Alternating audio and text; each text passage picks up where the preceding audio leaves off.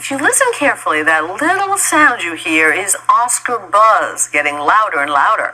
We'll have to wait until Thursday for the official announcement, but it seems like one of the movies topping just about everybody's list is Django Unchained.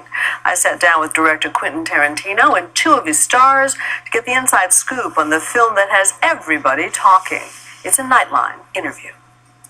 It's hard to imagine Jamie Foxx as a slave or Leonardo DiCaprio as a despicable slave owner. I'm curious. I'm curious what makes you so curious. And yet, here they are, facing off in one of the most daring movies of the year, Django Unchained. What's your name? Django. D7. The latest from the provocative writer-director Quentin Tarantino. The new film defies classification, a revenge fantasy. I like the way you die, boy. A romance, a western, and it has everyone talking. One critic said recently, there is something for everyone to hate in this film. There's something to make everybody mad. I don't think that you do a film like this with Quentin Tarantino and not expect that. I think that's what you sign up for. Fox plays a freed slave who goes on a blood-soaked mission to rescue his wife, played by Kerry Washington. You scare me. Fox says he quickly discovered he'd have to park all his success at the door. Quentin, he looked at me and he says, you gotta be a slave. I don't know what is that about? And as I looked at my Louis bag and I looked at my Range Rover key, and he says, if you don't leave that outside, we're never going to be able to tell a story. Which was tough for me because I worked all my life to get to where I am as Jamie Foxx. And now he says, you're not there. If you do it the right way, it'll be an iconic film. It certainly is a controversial one. Among the film's many provocations, What's your name, boy? its liberal, some might say promiscuous use of the N-word. I don't think anybody is actually going out there saying that we use the word more excessively than it was used in 1858 in Mississippi.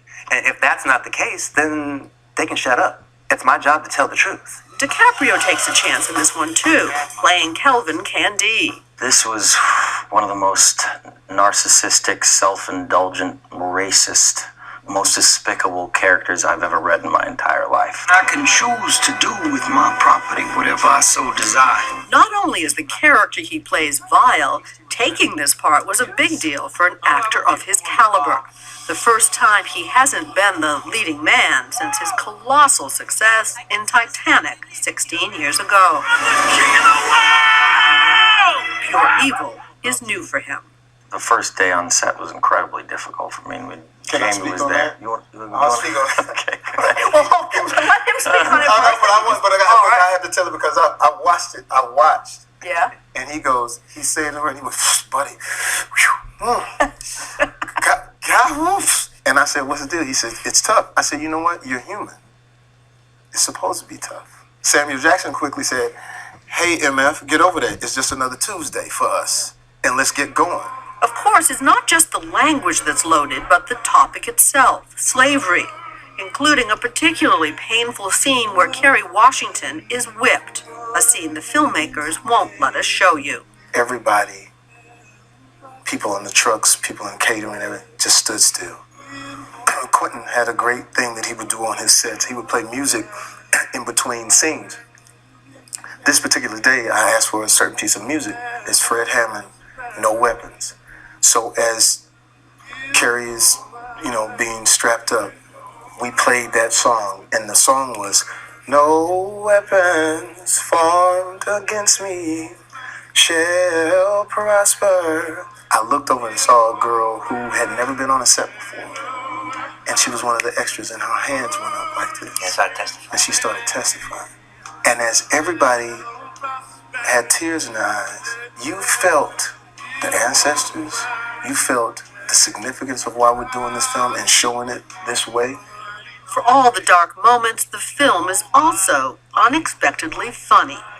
Anyone bring any extra bags? No, nobody brought an extra bag. And that humor has raised hackles too. Ladies and gentlemen. Fox himself got stung at the thorny intersection of comedy and race when he hosted Saturday Night Live last month. And I kill all the white people in the movie. How great is that? The blogosphere lit up with complaints of reverse racism.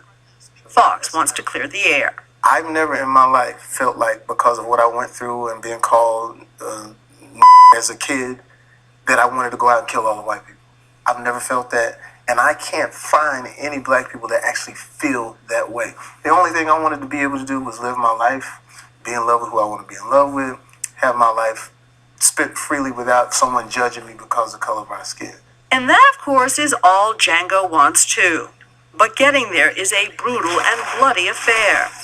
For DiCaprio, some real blood was spilled. He broke a glass in this scene, but kept on acting. If you care to join me in the parlor, we will be serving white cake. That was the fun part, is watching their reactions. Honestly, because boom, it happened, and then I opened my hand, and then blood starts pouring everywhere. And I saw Jamie go, Yeah. "What was this?" And Quentin like had his eye, and he goes, But only a drop in the bucket for the reigning king of carnage, Tarantino, who started 20 years ago with the extremely violent Reservoir Dogs.